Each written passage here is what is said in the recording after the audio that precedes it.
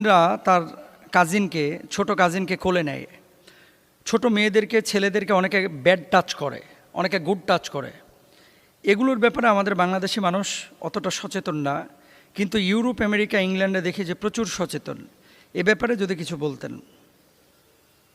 Very very important. এই যে ছোট বাচ্চা নাদুস নদুস অনেক সময় থাকে, সেটা ছেলে হোক মেয়ে হোক, আপনি হয়তো বা জানেন না, কারণ ওই বাচ্চাটা তো জানে না যে কোনটা গুড টাচ কোনটা ব্যাড টাচ।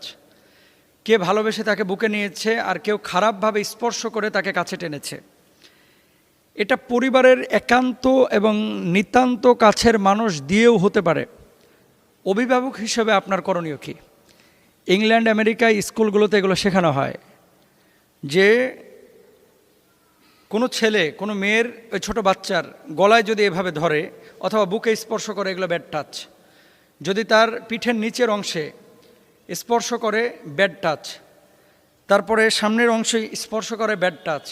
বুকে জড়িয়ে ধরে আর ছাড়তে যাচ্ছে না, ব্যাড টাচ। কি করতে হবে? অভিভাবক হিসাবে আপনার মেয়েকে নিরাপত্তার জন্য যে কোনো জায়গায় যে কোনো পুরুষের সামনে যেতে দিবেন না। ইভেন নিজের চাচাতো ভাই, খালাতো ভাই, মামাতো ভাইদের কোলেও দিবেন না। এবং আপনার মেয়েকে সচেতন করেন যে বাবা, তোমার চাচা কি বলে খালাতো ভাই, চাচাতো ভাই, তারা তোমার সাথে কী অ্যাটিটিউডটা করতেছে। অনেক সময় ছোট বাচ্চা বোঝে না, কিন্তু বুঝবান অনেক মুরব্বীরা, অনেক পাপিষ্ঠ মানুষেরা কিন্তু এই কাজগুলো করে থাকেন। ছেলেদের ক্ষেত্রেও এমনটা হয়। অনেক মেয়েরা আছে তাকে ব্যাড টাচ করতেছে, অথবা সে বুঝতেছে না। এবং এটা কে বুঝাবে তাকে?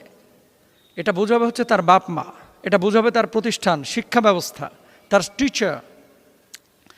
তো কতভাবে যে এই যে শারীরিক হ্যারাসমেন্ট হচ্ছে আমাদের সমাজে, যেগুলো হয়তো বা আপনি জানেন না, আমরা বুঝি না। এক নম্বর বিষয়, আপনি আপনার মেয়ের নিরাপত্তা আপনাকে নিশ্চিত করতে হবে।